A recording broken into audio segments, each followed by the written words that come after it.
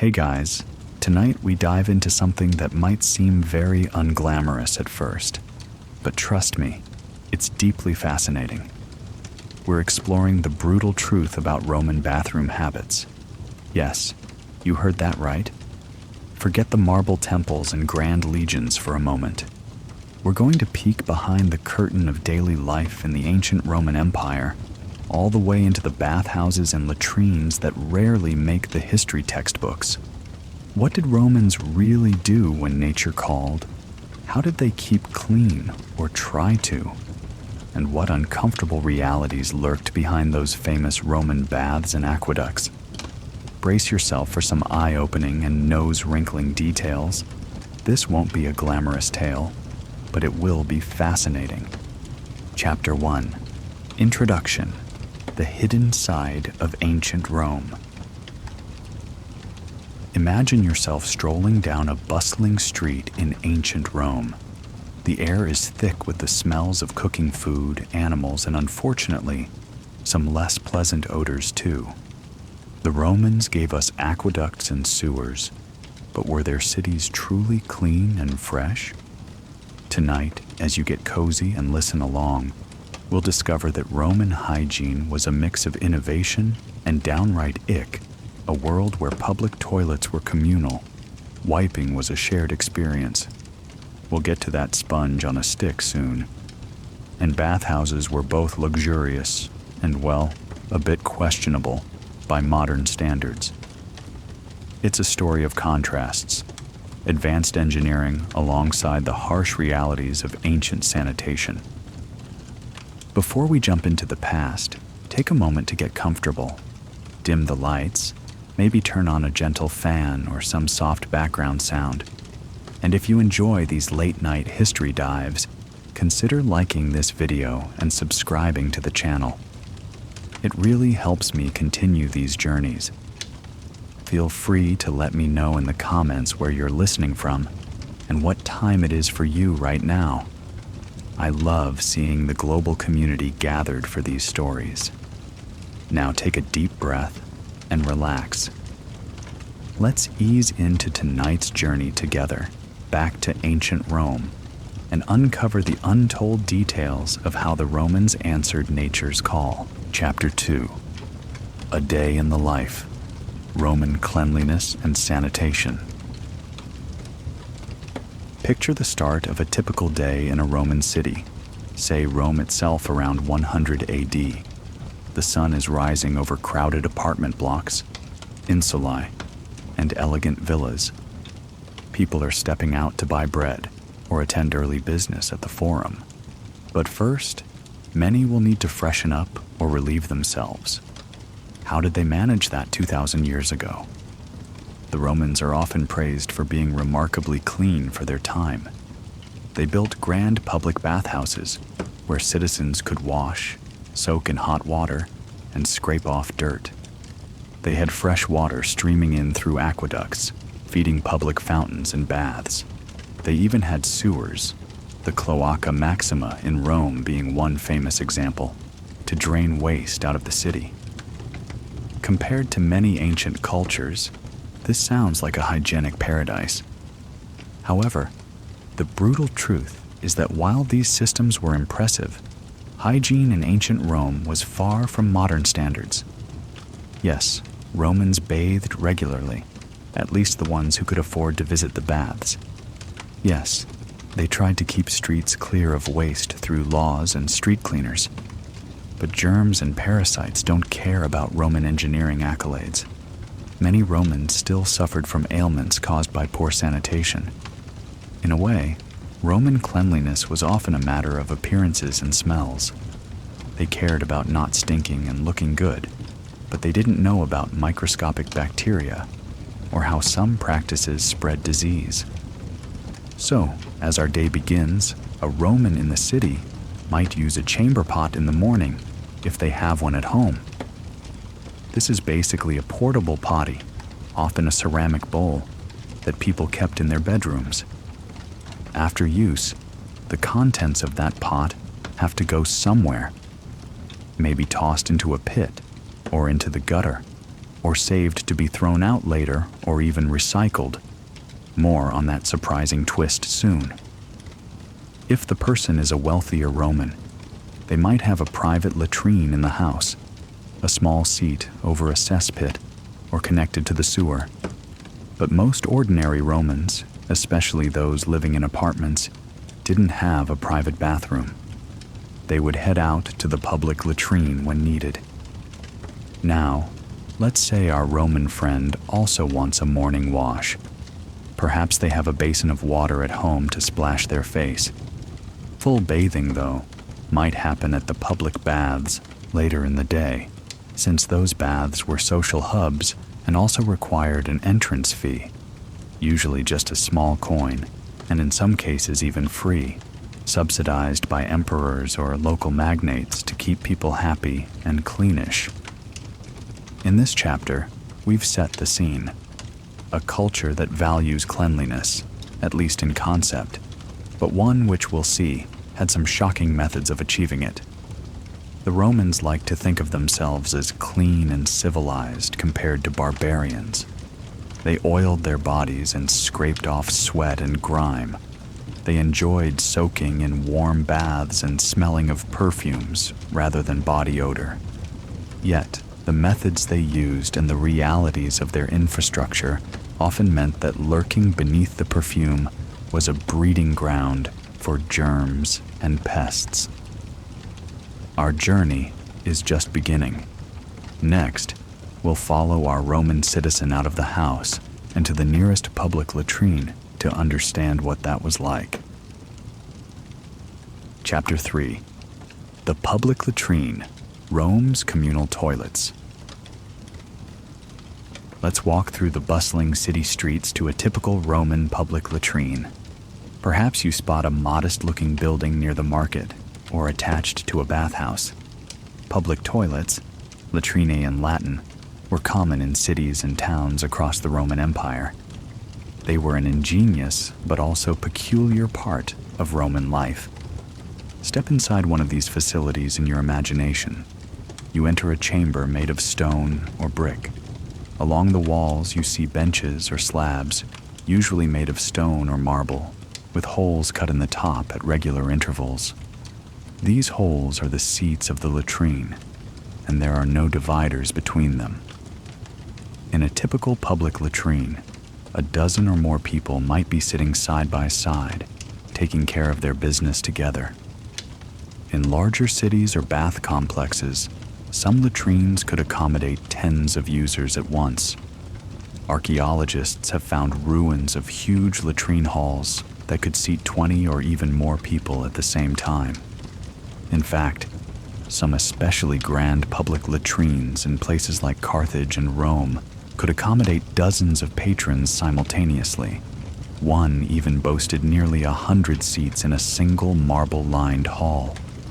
The Romans eventually constructed luxury latrines as well, outfitting them with fine materials like mosaic floors and elegant stone benches.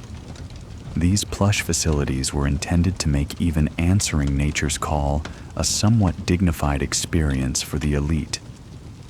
Interestingly, we don't find inscriptions crediting wealthy donors for building latrines. Perhaps donating a toilet was helpful, but not something one advertised, even if it did earn public gratitude. Now, this is already a big difference from what we're used to today. There are no stalls, no privacy, just an open room with holes and a bench. In front of the bench, near the floor, you might notice a small gutter or trench with water flowing through it. The Roman engineers placed these latrines cleverly, often a continuous flow of water from an aqueduct overflow or a nearby bathhouse's wastewater would run under the seats or in front of them. This water would carry away the waste in the latrine, basically functioning as a continuous flush. It's a smart idea, running water, to take the nasty stuff to the sewers rather than letting it pile up. In some places where running water wasn't available, the latrine might be a pit type, where everything just collected in a cesspit. But in cities like Rome, flowing water toilets were the norm in public latrines. The walls might be plain or even nicely decorated if it's a more upscale latrine, but the smell is unmistakable. It's dank and pungent. The constant presence of human waste means these rooms are breeding grounds for foul odors, and worse, as we'll see. Marcus, our imaginary Roman, wrinkles his nose every time he steps into one. On the wall near his seat, someone has scratched a crude little message, something about good luck getting out of here alive. He smirks at the dark humor. Even in a place like this, the Romans find a way to joke. Inside, the sight is something modern folks would find shocking. No partitions, just a row of holes and people elbow to elbow hiking up their tunics. Imagine the sounds: a trickle of water in the gutter, the echo of footsteps on stone floors, and, if you aren't alone, the awkward cough or sigh from another patron sitting not far from you. Perhaps people are having low conversation or gossip in there. Maybe two friends went to the latrine together and are chatting to pass the time. It's not unlike how today some people might chat by the sinks in a restroom, except here they might literally be sitting next to each other on the toilet while talking. To us, this arrangement sounds uncomfortable and lacking dignity, but for Romans, it was normal. Using a public toilet was a social experience, oddly enough. It wasn't something done in total seclusion. In fact, many Romans probably thought nothing of sitting among others to do their business. They might find our modern insistence on privacy a bit strange if they could see it. However, that doesn't mean everyone liked it, or that people lingered there for fun. One Roman poet, Martial, joked about someone who spent far too long in the latrines just to rub elbows with the rich, implying that usually one would not hang out there by choice. The public latrine might be a necessity, and even a place for brief chats, but it wasn't exactly a pleasant lounge. Think of it like a cramped city bus.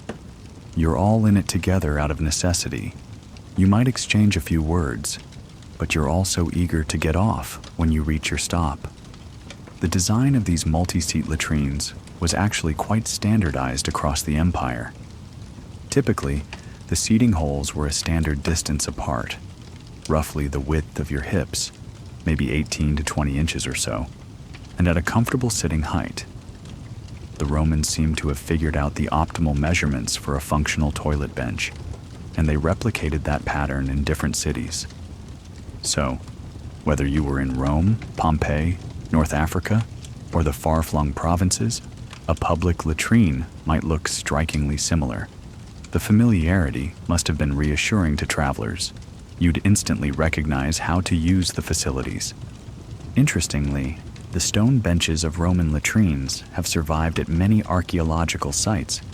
You can walk into a communal toilet in Pompeii or Ostia today, as a tourist, thankfully, and see exactly where Romans sat side by side. It's a tangible, if amusing, connection to daily life 2,000 years ago. We've now seen the basic layout of a Roman latrine. Next, we're about to address one of the most infamous aspects of Roman bathroom habits: the wiping technique and the device they used. Brace yourself. This is where things get a little gross by modern standards. On to the next chapter, where we reveal the secrets of the sponge on a stick and other methods of the time. Chapter 4. Wiping. The sponge on a stick and other methods. So you've used the Roman latrine and done your business. Now comes the part everyone wonders about. What did they use for toilet paper in a world with no paper?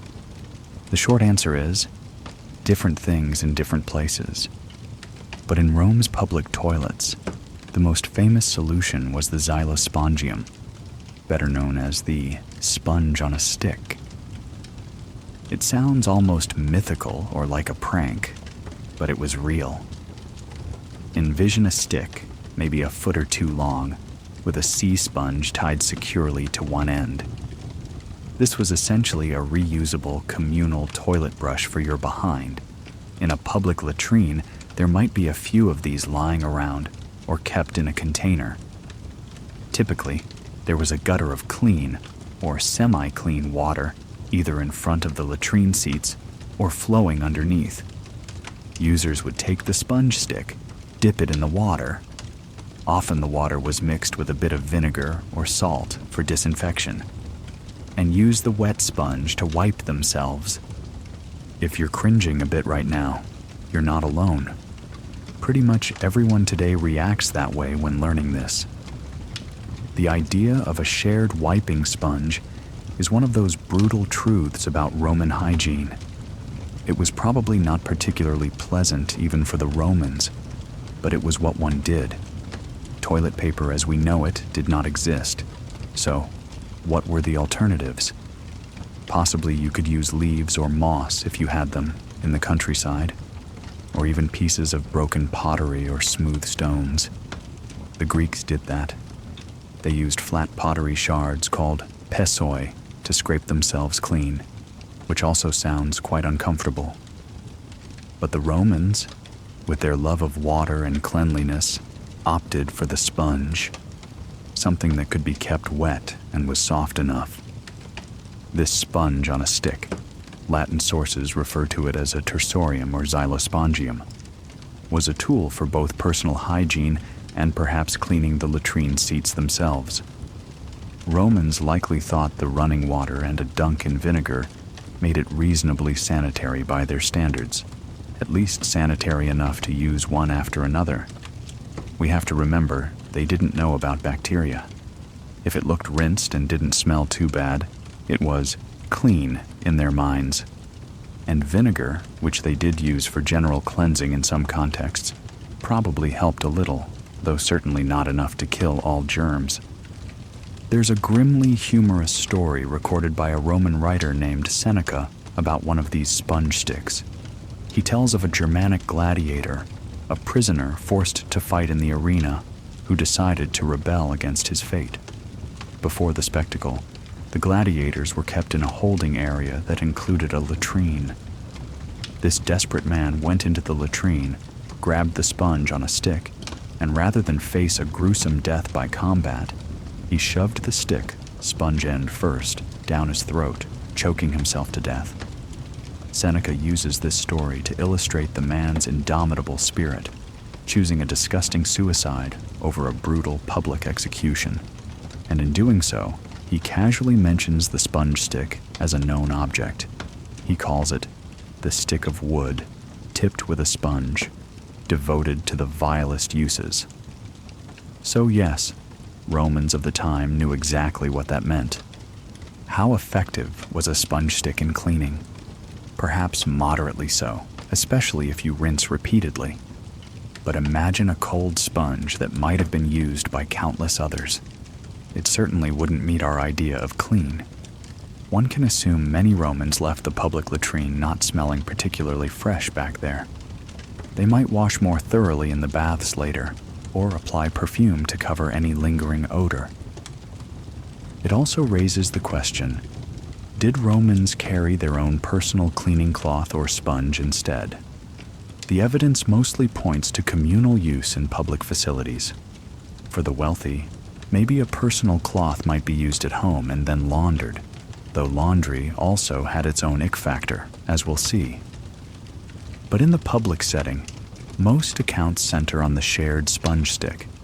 In fact, there is even a bit of Roman graffiti or art at a bathhouse in Ostia, the port of Rome, showing some wise men and a phrase that basically says, "Use the sponge on the stick," as part of a cheeky decoration.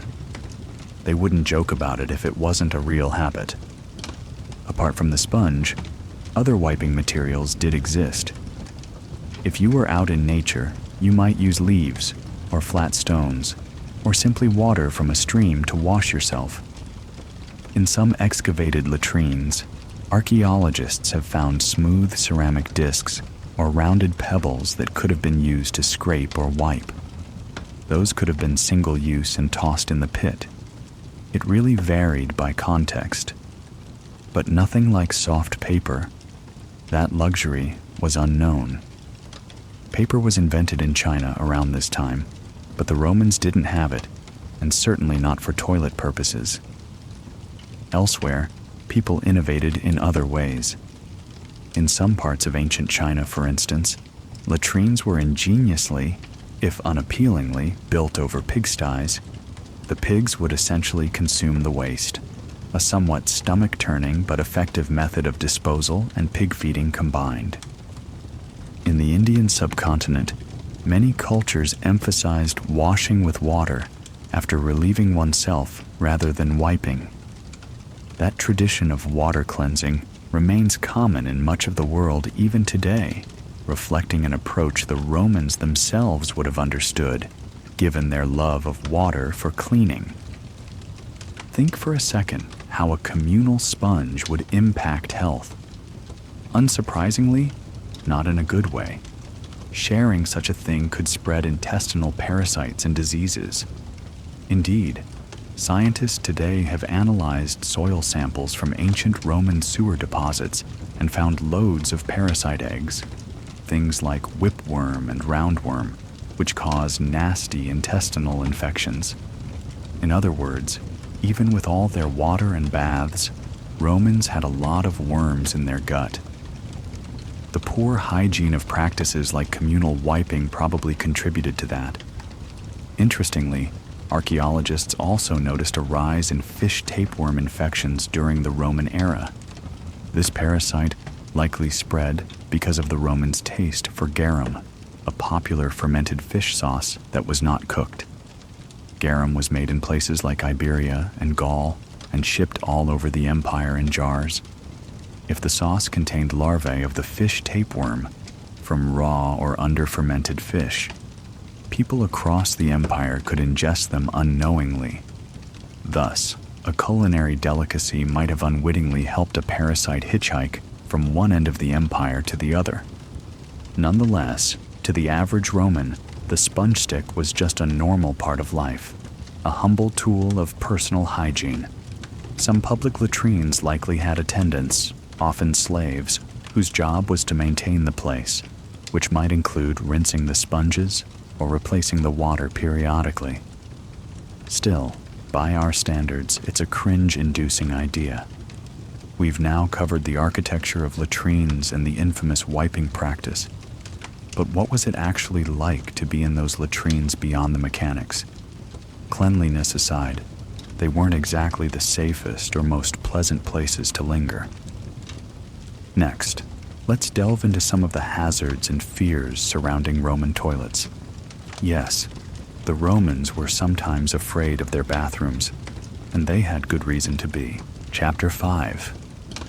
Hazards in the latrine. Rats, explosions, and superstitions. As advanced as Roman toilets were for their time, they came with their own scary drawbacks. Ancient sources and archaeological evidence reveal a few unpleasant and even dangerous aspects of using a latrine in Rome. First off, consider the setting. Many of these public latrines were dark, dank, and smelly. The constant presence of human waste meant they were breeding grounds for bacteria, though the concept was unknown to Romans, and they attracted vermin. Rats and other rodents were a common nuisance. The sewer channels that carried waste away were like highways for rats, and those rodents could easily scurry up into the latrine openings. Imagine sitting there and worrying about a rat brushing against your underside or biting you. This was a genuine concern. People in antiquity wrote about creatures lurking in the sewers. It's not just rats either. Snakes could come up through the pipes chasing those rats. There is even a tale, possibly exaggerated, but telling of the fear, that a man using a latrine was bitten on the rear by some creature emerging from below. True or not, such fears would definitely make a person cautious about settling onto a public toilet seat. Next up, methane gas buildup. All that decomposing waste in the sewer produces methane and other noxious gases. In an enclosed space with poor ventilation, it's not just the stink that's a problem. Methane is flammable. There were reports and later legends about exploding toilets, or at least bursts of flame. If someone brought a lamp or torch into the latrine, because it could be quite dark in there, the flame might ignite a pocket of gas with a loud and terrifying flash. It's easy to joke about now, but back then, it could cause burns, or at least scare the daylight out of you. Imagine your seat suddenly flaring up. That scenario also contributed to a spooky feeling about latrines, a sudden eerie flame or bang in what was already considered a dirty, sometimes cursed place. Because of these dangers and the general creepiness of dark, foul-smelling spaces, Romans got superstitious about toilets. They actually had gods and spirits to invoke for protection. For example, the Romans personified the central sewer of Rome as the goddess Cloacina, from cloaca, meaning sewer. She was originally an Etruscan water deity, later associated with Venus, yes, the goddess of love, for complicated historical reasons. But in popular practice, people thought of Cloacina as a sort of protectress of the sewage system. One might have a small shrine, or at least mentally say a little prayer to such spirits when entering these dirty domains. They even had a facetious deity named Sterculius, derived from stercus, excrement, said to preside over manure and compost, evidence that no aspect of life was too lowly to be given a nod of divine acknowledgement, albeit with a bit of humor. There were also magical spells and charms inscribed or spoken to ward off evil in latrines. The Romans believed in the evil eye and malevolent spirits that could attack you at vulnerable times. And what is more vulnerable than sitting with your pants down? One 2nd century text advises uttering protective words while using the toilet, basically to avoid being harmed by demons or mischievous entities in that moment. In some public latrines, archaeologists have found inscriptions or decorations aimed at safeguarding users. Perhaps a painting of a good luck symbol, or a phrase like "cacator cave malum," which roughly means, "Pooper, beware of evil." Essentially a warning to watch out for trouble in the toilet.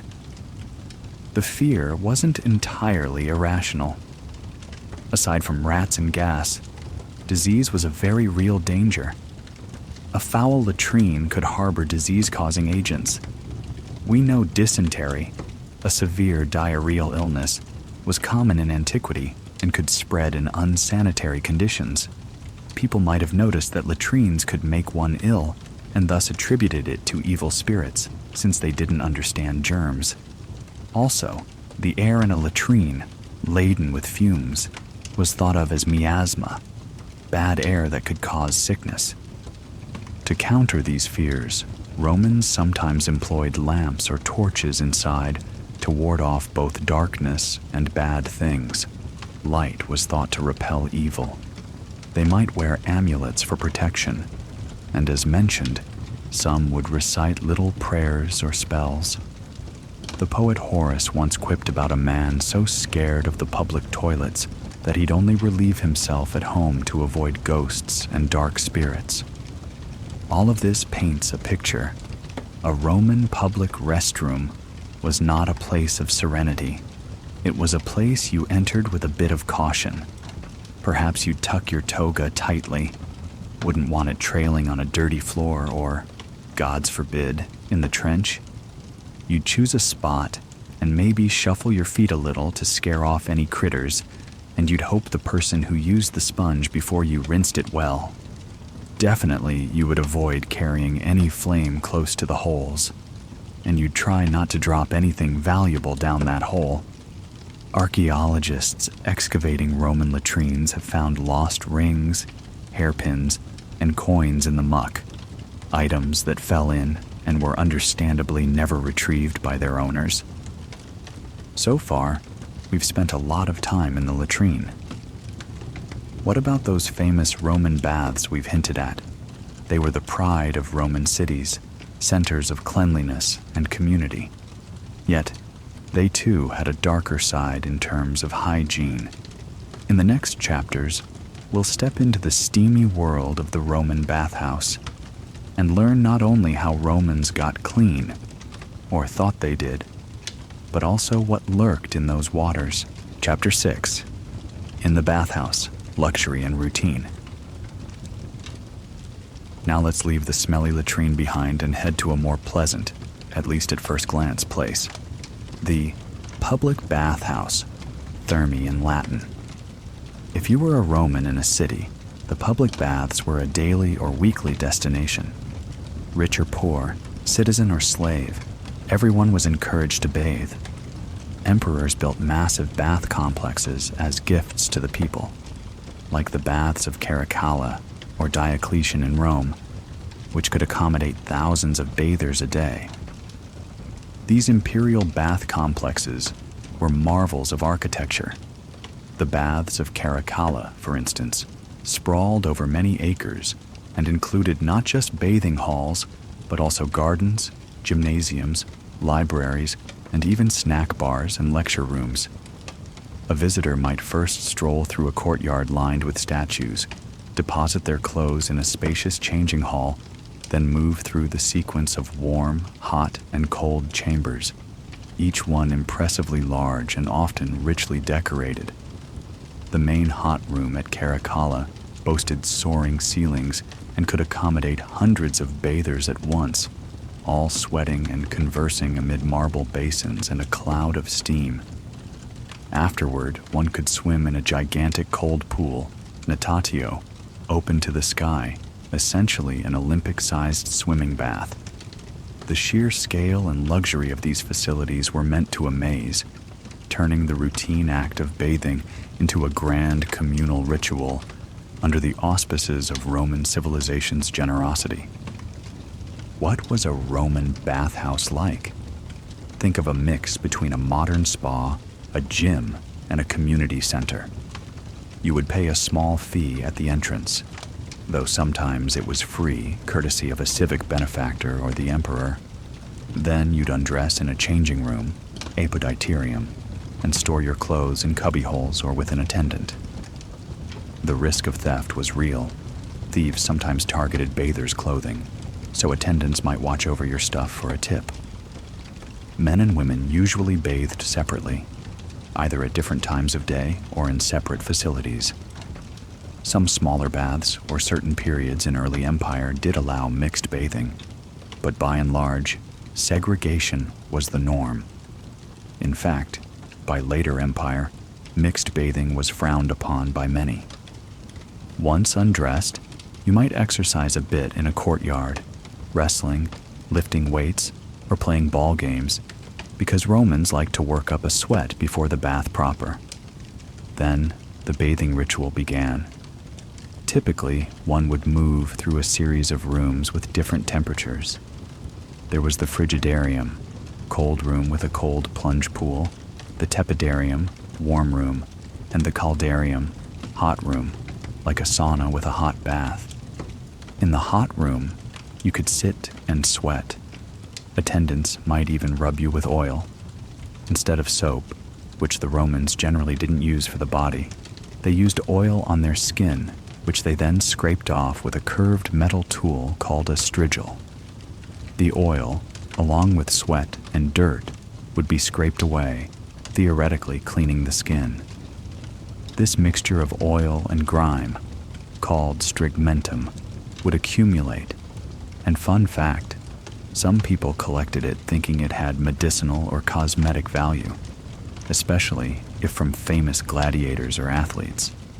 A bit gross, but apparently celebrity sweat and dirt was a commodity.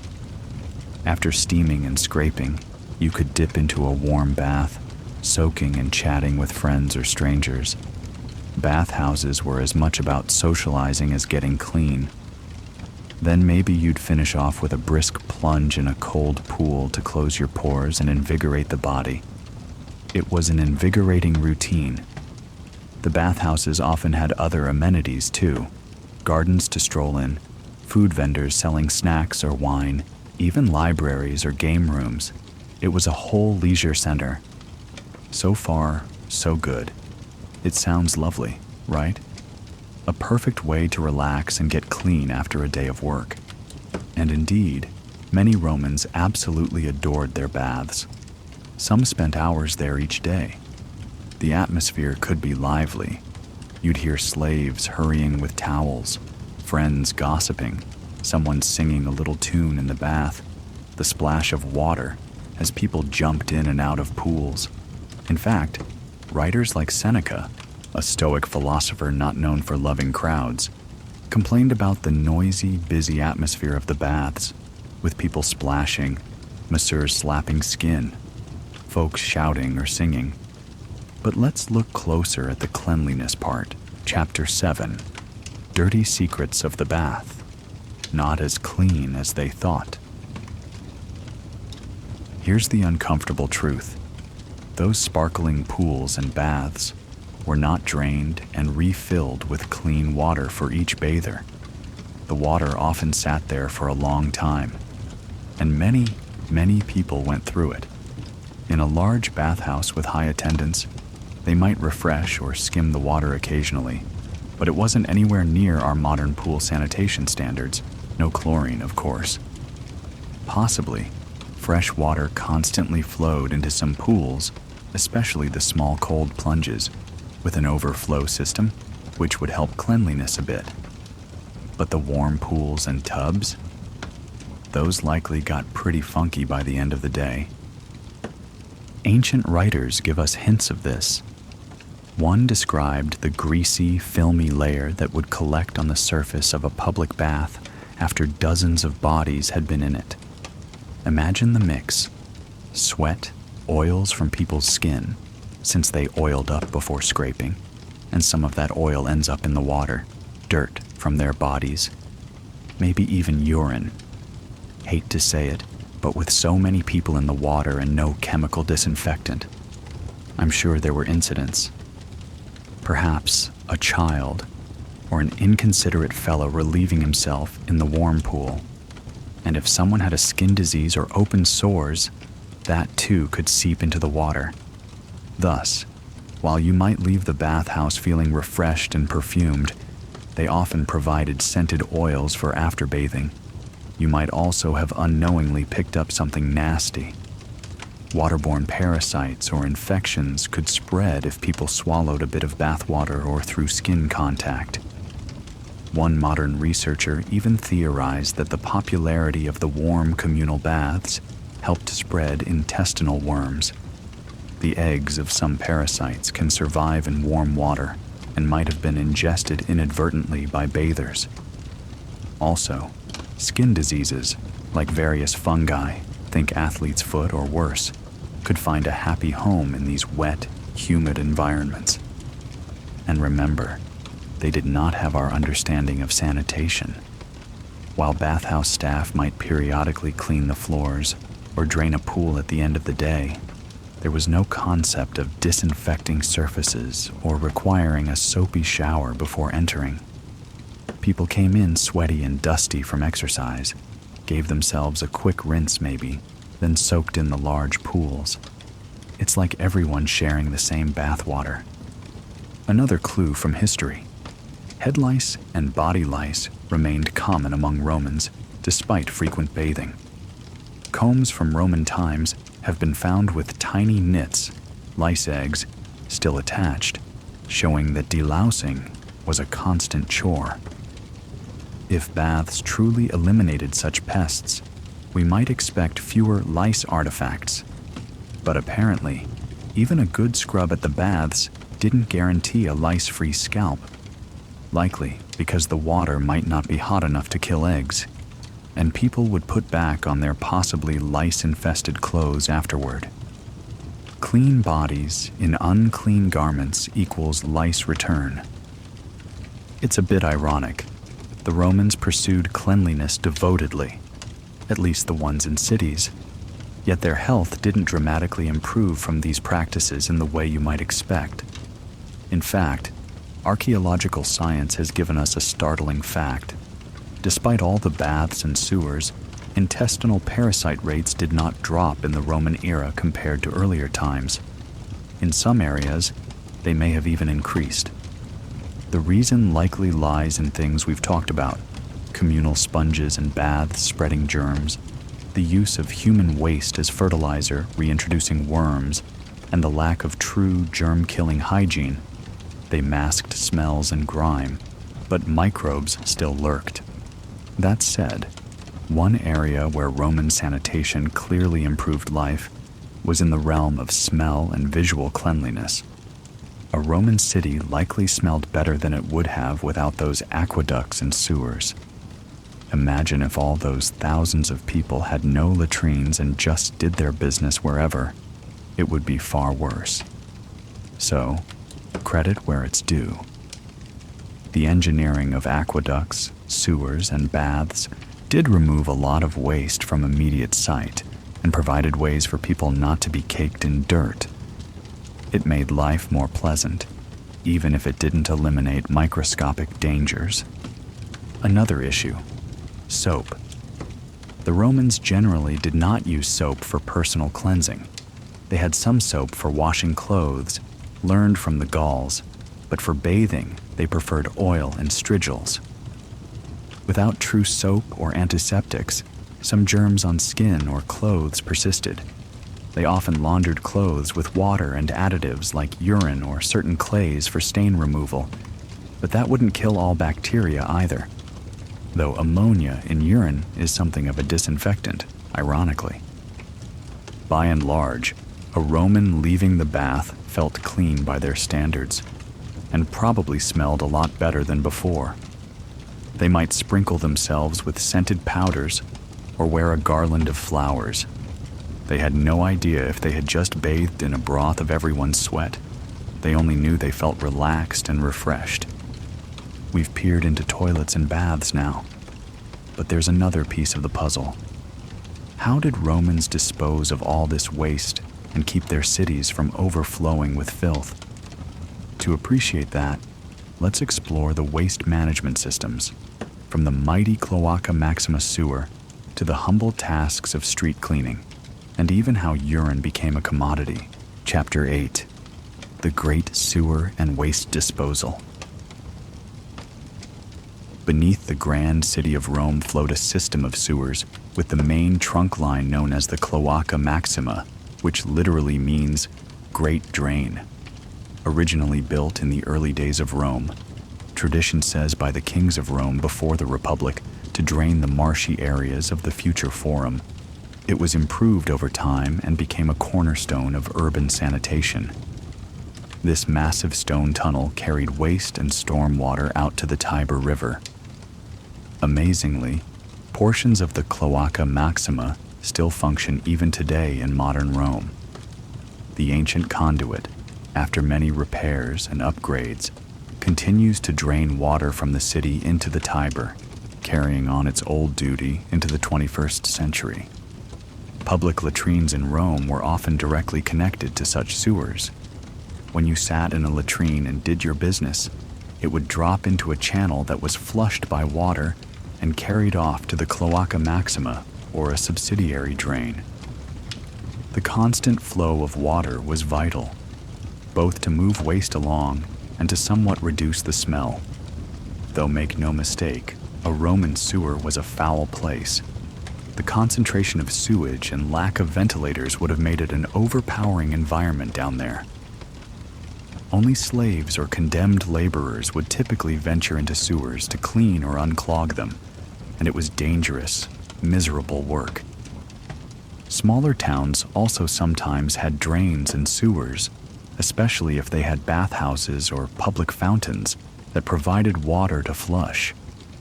The Romans spread this technology across their empire. Archaeologists have found remains of sewer systems in places like Pompeii, Herculaneum, Ostia, as well as far-flung Roman outposts in modern-day France, Britain, and Turkey. Not every town had a huge sewer network, though. Many places still relied on cesspits, holes in the ground. But the concept of a central drainage system was distinctly Roman in its widespread implementation. Now the sewers dealt with liquid waste and the contents of toilets. But what about solid garbage and other filth? The Romans did organize street cleaning to an extent.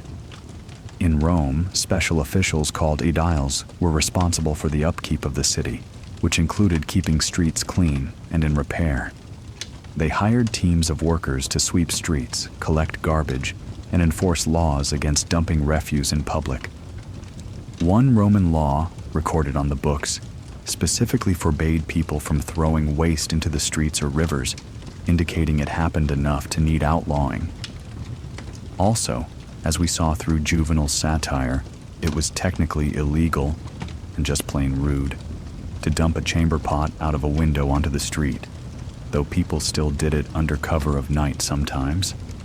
For safety, pedestrians after dark might call out a warning as they walked, or carry a lantern, and some wore broad-brimmed hats or cloaks in case of falling surprises. Getting doused by someone's nighttime slop bucket was a known hazard, albeit one that proper Romans condemned. How did Romans handle their household garbage? Many would toss it into pits or designated garbage mounds. There were known dumps outside the city walls. In Rome, the term melina referred to the heaps of dirt and refuse that could accumulate. There were collectors who might take garbage away in carts. Organic waste, like food scraps, might be fed to animals or left to rot into compost. Animal manure from stables was likely collected for fertilizer. Fertilizer.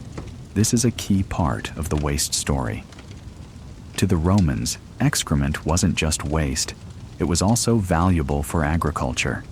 Human and animal dung was routinely used to enrich soil. A famous Roman agricultural writer, Columella, gives advice on composting all manure, even human, for the fields. Urban excrement, especially from cesspits and public collection, would often be carted outside the city to farms and spread on crops. This was normal practice, and indeed effective for growing food. But, if not processed properly, composted long enough to kill parasites, this practice could cycle parasites right back into people via the produce. They didn't connect those dots clearly. They saw the immediate benefit of bigger cabbages and ignored the invisible worms. Speaking of cabbages, one anecdote. Pliny the Elder noted that vegetables grown in soil manured with human waste were bigger, but maybe had a stronger smell. The Romans took that as a fair trade-off. Now let's talk about urine, because believe it or not, urine was a hot commodity in Roman times. Human urine contains ammonia, which is a good cleaning agent. The Romans figured this out and used urine for a couple of key purposes: laundering clothes and tanning leather. Fullers, the folks who washed clothes for a living, used vats of diluted urine to soak clothing. In a typical falonica, laundry workshop, slaves or workers stood in large tubs of stale urine, trampling the dirty clothes with their feet to work the ammoniac liquid through the fabric. It was hard, smelly work. The whole area would reek of ammonia. Contemporary writers even joked or complained about the odor surrounding fullers' quarters. But it got results. The urine lifted out dirt and grease from soiled togas and tunics, making them look fresh again. After a good rinsing, of course. They would then rinse the clothes and dry them, and presumably the smell of urine would mostly go away, though maybe not entirely, hence the use of perfumes on clothes and bodies. Likewise, tanners, those who made leather, collected urine to use in curing animal hides. The hides would soak in urine to help remove hair and soften them before further processing. One can imagine how foul a tannery smelled, with vats of hides and waste products stewing under the sun. Yet these were accepted parts of city life. The Romans, ever practical, turned even waste into profit and utility. Since urine was useful, a sort of collection system emerged. In cities, people could urinate into jars or large pots placed strategically on street corners or near fulleries, laundries. These would then be collected. And here comes Emperor Vespasian. In the 1st century AD, Vespasian realized he could make some money off this smelly business. He instituted a urine tax. Essentially, those who collected the urine from public latrines or urinals to use in manufacturing had to pay a tax to the state. Vespasian's son, Titus, reportedly complained that this was a humiliating source of revenue. In response, Vespasian held up a coin, supposedly one gained from the tax, and asked Titus, "Does it smell?" When Titus said no, Vespasian replied, "Yet it comes from urine." In Latin, pecunia non olet. Money doesn't stink. That phrase became famous, and to this day it's used as a proverb, meaning that money is money, no matter how sordid its source. To this day, in Italy and France, public paid toilets are sometimes nicknamed Vespasiani, after Vespasian, because of this clever, if cheeky, tax. And in Rome, you can see his name on some fountains that doubled as urinals in later centuries. So, urban waste management had multiple streams: sewers for the liquid waste and runoff, cesspits for some houses, which would be emptied by laborers and the contents carted off, solid trash collection for general garbage, and reuse systems like urine collection and manure recycling. Did it always work perfectly? Certainly not. Rivers like the Tiber did get polluted. At least one emperor, Augustus, had to forbid dumping trash in the Tiber to improve matters, and slums in Rome, where the poorest lived in multi-story tenements without plumbing, could get filthy.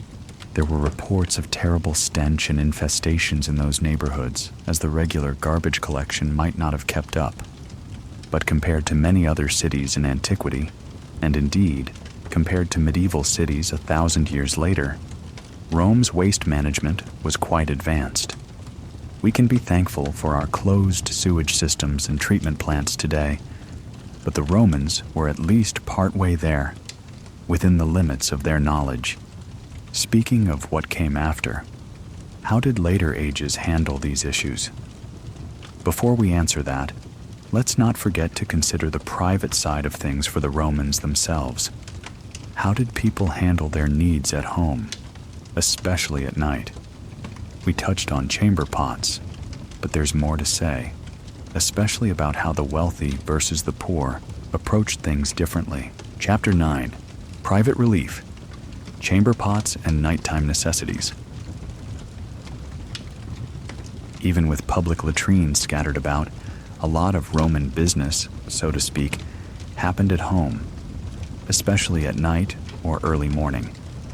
If you lived in a crowded apartment, an insula, you likely did not have your own private toilet.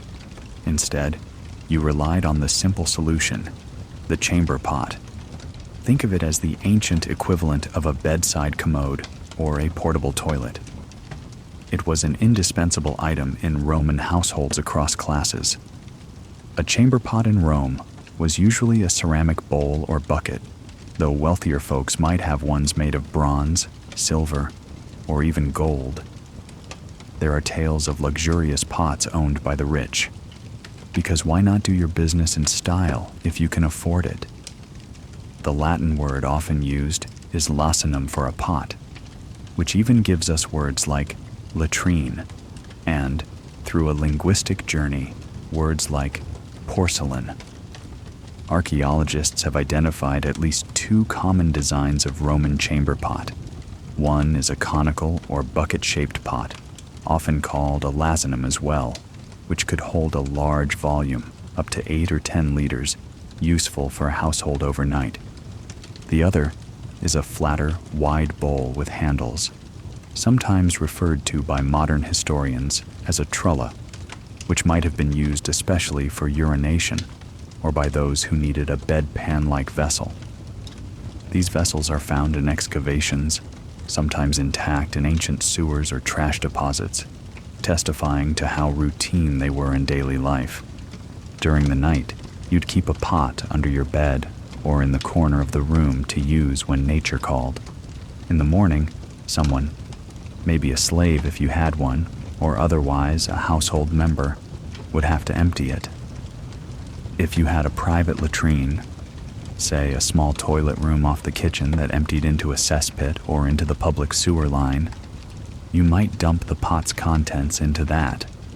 Or you'd take it to the nearest public latrine and pour it in.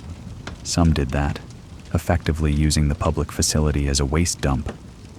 Or, as was often the case despite laws, you might just fling the contents into the street.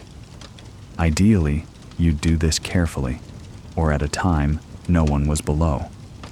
But accidents, or careless folks, happened, as Juvenal famously complained in his satire about pedestrians getting drenched by surprise chamber pot showers. The wealthiest Romans probably preferred the chamber pot, Latin lasanum, over any communal latrine. Why would a rich paterfamilias risk a bite from a wayward rat in a public toilet when a slave could hold a pot for him in the comfort of his home and carry the results off to the garden? The first-century author Petronius provides a colorful testimony on this point in his novel Satyricon. When we first meet the millionaire freedman Trimalchio, he's playing a ball game and casually urinates into a silver chamber pot held out by a servant, a eunuch valet, not even pausing the game. Later, at a lavish dinner party he's hosting, Trimalchio openly discusses his bowel troubles, excuses himself saying he needs to relieve himself immediately, and even invites his guests to join him if they also need to go. He explains that everything, water, pots, and the rest of the stuff, is ready right outside the dining room door. It's gross and absurd, meant as dark comedy by Petronius, but it reflects that for the very rich, using a chamber pot, even during a meal, and having servants attend to such needs was within the realm of normal. Imagine now a day in the life of a wealthy Roman matron, Julia. She wakes in a spacious villa, not to a simple clay pot, but to a decorated wooden commode, essentially a chair, with a chamber pot hidden beneath. If Julia needs relief in the night, she has a personal maid on hand to bring the pot and even hold it discreetly behind a screen. In the morning, slaves promptly empty and clean these pots. Julia never touches them. In fact, her villa includes a private latrine room attached to the peristyle garden, a single-seat toilet with running water that flushes waste into a drain. It's relatively odor-free and pleasant, with a polished marble seat to sit on. Julia can use this facility in peace while admiring her rose bushes swaying in the breeze just outside. She even has fine linen wipes, essentially reusable cloths, and a bowl of perfumed water available to rinse her hands afterward. When Julia ventures out to visit friends or attend a long ceremony, she still avoids public latrines. During lavish parties, if nature calls, she quietly slips away to a secluded spot with a trusted servant standing guard to ensure privacy. Or she simply holds it until she returns home. Public bathrooms are seen as undignified for a lady of her status, so she has arranged her life to rarely need them. At the public baths, Julia goes to the women's section, which is smaller and sometimes less ornate than the men's, but still offers warm pools and steam rooms. If she must use the bathhouse latrine, it's at least separated from the men's area, though she might still bring her own small sponge or cloth for personal use, preferring not to share if she can help it. Being wealthy in Rome means not only living more comfortably, but also being shielded from the more unpleasant communal aspects of city life whenever possible. Now contrast Julia with a poorer city dweller in an apartment. Let's return to our friend Marcus from earlier. He lives on the 3rd floor of a rickety insula. At night, if Marcus or a family member has to go, the chamber pot is the only option. Privacy is minimal in a one-room home. Marcus might ask his brother to turn away and hum a tune while he uses the pot in the corner. In the morning, the contents have to be disposed of. If Marcus is responsible, he'll carry the full pot down the narrow stairs and outside to empty it, perhaps into a public latrine or a street-side cesspit or dump. If he's lazy or it's an especially nasty morning, he might do what the law says not to. Quickly toss the waste from the window. After checking that no one is directly below, one hopes. The fact that laws exist against this tells us it happened a lot. Juvenal in his satire warns night walkers in Rome to beware, not just of muggers, but also of chamber pots being emptied out of windows above. Sometimes the contents, sometimes even the pot itself accidentally tumbling down. Romans had some social rules about these things. It was considered polite, if you absolutely had to empty something from a window, to shout a warning like, "Watch out below." In Latin, maybe cave, meaning beware. This gave any pedestrians a chance to dodge. But of course, not everyone did this, especially drunk or inconsiderate folks at midnight. Hence, the late night walker often took a chance with each alley. Another difference by class and situation was travel. If you were on the road, say traveling by carriage for days, you didn't have public latrines readily available. People likely just went in the woods or fields by the roadside. There are some references to roadside comfort stops at tavernas, but basically, nature was the bathroom during travel. A chamber pot might be brought in the carriage for ladies, or for use at night in an inn. Yes, inns would supply chamber pots too, and slaves or staff to empty them. Children and infants had their needs too. Archaeologists have found small potty-like vessels that may have been training potties for toddlers. Roman parents likely had their kids use pots or go in a designated corner of the house that could be cleaned up. In poorer homes, a corner of the rooftop or a cesspit under a simple seat might be used by the whole family as a toilet if they engineered such a thing. One more rather odd habit to mention: urine for personal hygiene beyond the fullers and tanners. We touched on how useful urine was, but would you believe some Romans even used urine to whiten their teeth? It's true. At least, there's literary evidence. The poet Catullus teasingly accuses a man of having dazzling white teeth because he gargles each morning with urine.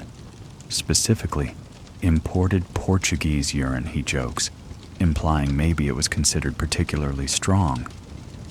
It sounds appalling, but the ammonia in stale urine does have a bleaching effect, so it's not entirely outlandish chemically. Whether many people actually did this, or it was just a nasty joke by Catullus, isn't clear, but it goes to show the Romans were quite familiar with using bodily substances for various purposes. By now, we've looked at both communal and private aspects of the Roman bathroom experience, from the crowded, sometimes treacherous public latrines to the chamber pot under the bed, from the slave cleaning up a master's pot to the unfortunate soul caught in a sewer explosion. We've covered a wide range of scenarios.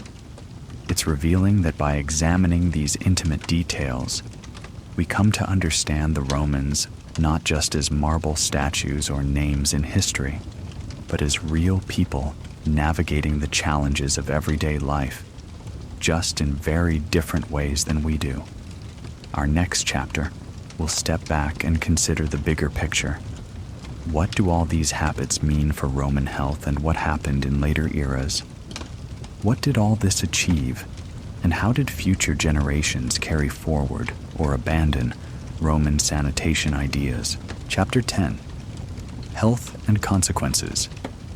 Did it work?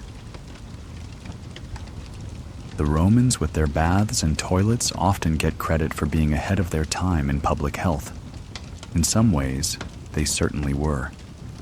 Fresh water and sewage removal are pillars of healthier cities, and Rome had those in abundance. However, as we've uncovered, their approach had blind spots and even backfired in certain areas when it came to actual health outcomes. Let's talk disease and parasites. Despite the aqueducts bringing clean water and sewers carrying away filth, intestinal parasites remained rampant among Romans. Modern archaeologists have analyzed latrine sediments and coprolites, fossilized poop from the Roman period, and found them full of eggs of whipworm, roundworm, tapeworm, and other intestinal nasties. These parasites cause malnutrition, anemia, and digestive issues. The presence of so many eggs suggests people were ingesting them somehow, likely via food or water contaminated with feces. Gross, but true.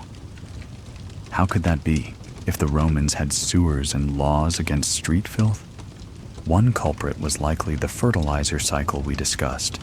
Using human excrement to fertilize crops can inadvertently spread worm eggs onto vegetables and grains if the waste isn't composted properly. Another culprit, the communal sponge stick, a perfect vector to transmit eggs or pathogens from one person to the next via the moist sponge. And then the public baths. As relaxing as they were, they created a brew of shared bacteria and possibly viruses. Dysentery, severe diarrhea often caused by amoebas or bacteria, was common and could turn deadly, especially for the young and old.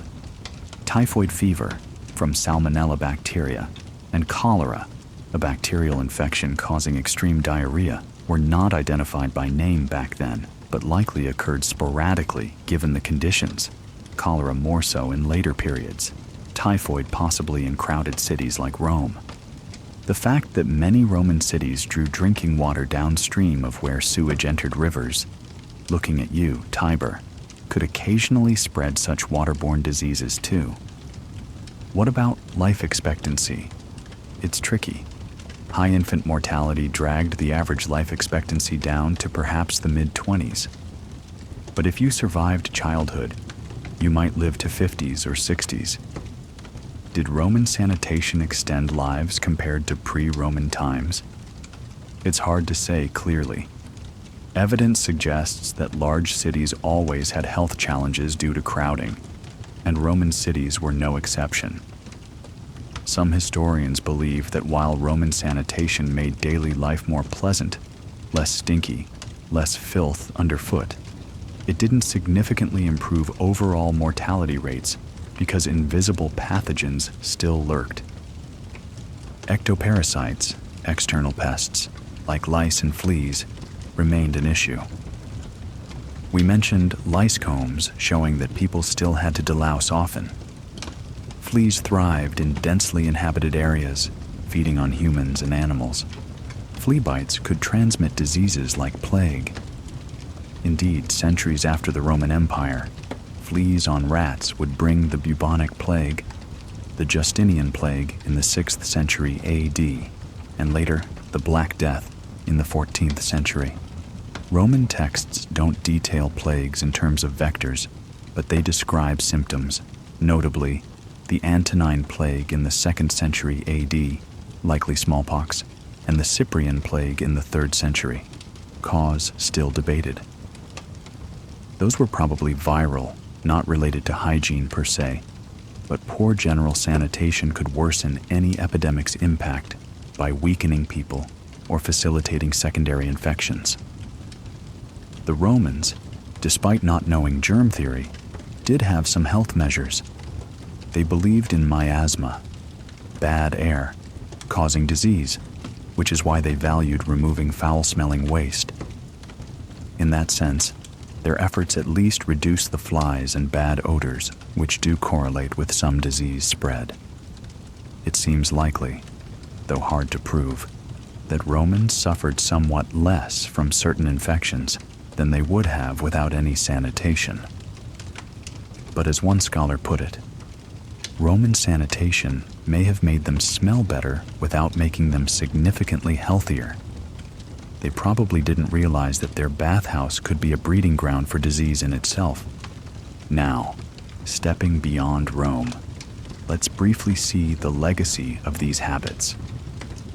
After the Western Roman Empire fell in the 5th century AD, much of the sophisticated sanitation infrastructure fell into disrepair.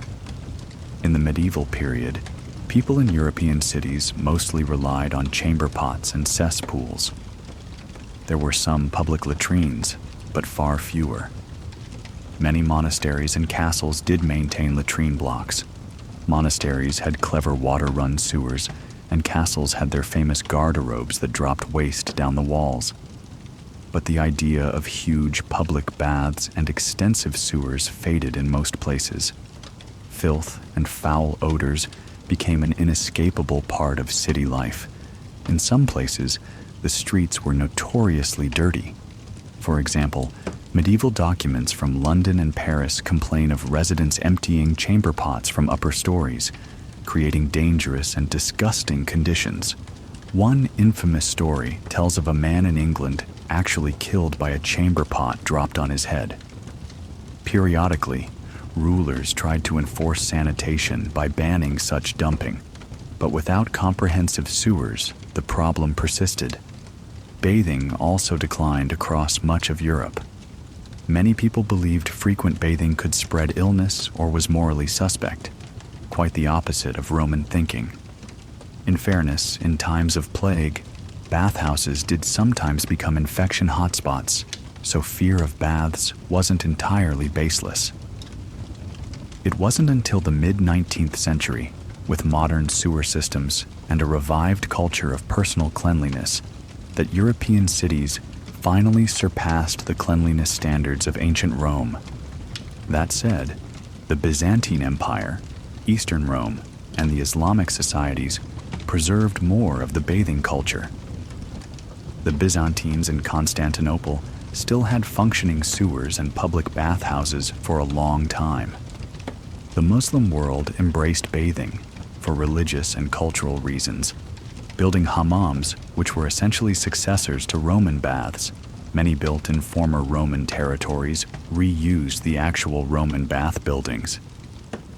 They also emphasized washing after toilet use, much like the Romans did with their sponges. In fact, using water instead of paper remains common in those regions today. It's intriguing that in some respects, the world had to catch up to Rome. Only in the late 1700s and 1800s did Western cities reintegrate large-scale public sanitation, building sewers, providing public water, public baths, swimming pools, etc. When London built its modern sewer system in the 19th century, after the Great Stink of 1858 forced Parliament's hand, or when public bathhouses reappeared in 1858 European and American cities to serve the urban poor, one could argue that society was finally getting back to the standard the Romans had set long ago, at least in principle. The big difference, of course, is that by the late 19th century, people also had germ theory, so they could make those systems truly protect health. All right, we've dissected Roman sanitation from top to bottom, quite literally. It's time to wrap up and reflect on what we've learned, and perhaps to appreciate our modern bathrooms a little more. Chapter 11. Epilogue. From Rome to Modern Home. Through our journey tonight, we've uncovered the raw and often messy reality behind the marble facade of Roman civilization. We saw how a great empire managed the most basic human needs with a mix of clever engineering, practical adaptation, and a fair share of superstition. It's truly fascinating to realize that something as mundane as going to the bathroom connects us intimately with people who lived 2 millennia ago. The Romans dealt with the same human conditions we do. They got sweaty, they got dirty, They needed to relieve themselves, and they tackled those issues with the knowledge and tools available to them. Sometimes they succeeded brilliantly, running water, heated floors in baths, and other times their solutions make us wince. Communal sponge, you. By exploring these hidden corners of history, we've gained a much more intimate portrait of Roman daily life. It's one thing to know the dates of battles and the names of emperors, but it's another to imagine crouching in a public latrine next to a chatty stranger, or lounging in a massive bath pool with dozens of neighbors. It humanizes the past in a special way. The Romans stop being marble busts and start becoming people who gossip about the high price of perfume while wiping with a sponge on a stick. You might also notice how resilient and resourceful people were. They didn't have modern chemistry or microbiology, yet they found ways to manage filth and even turn it to useful ends. Fertilizing fields, cleaning clothes. They didn't have plastic or flush toilets, but they built stone sewers that still function in parts of Rome today. They lacked soap and toothpaste, yet they improvised with oil, strigils, and yes, even urine to keep themselves presentable.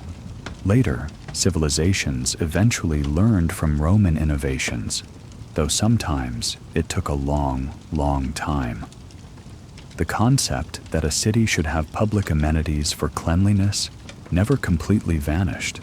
Medieval and early modern cities still built fountains, some drains, and rudimentary bathhouses.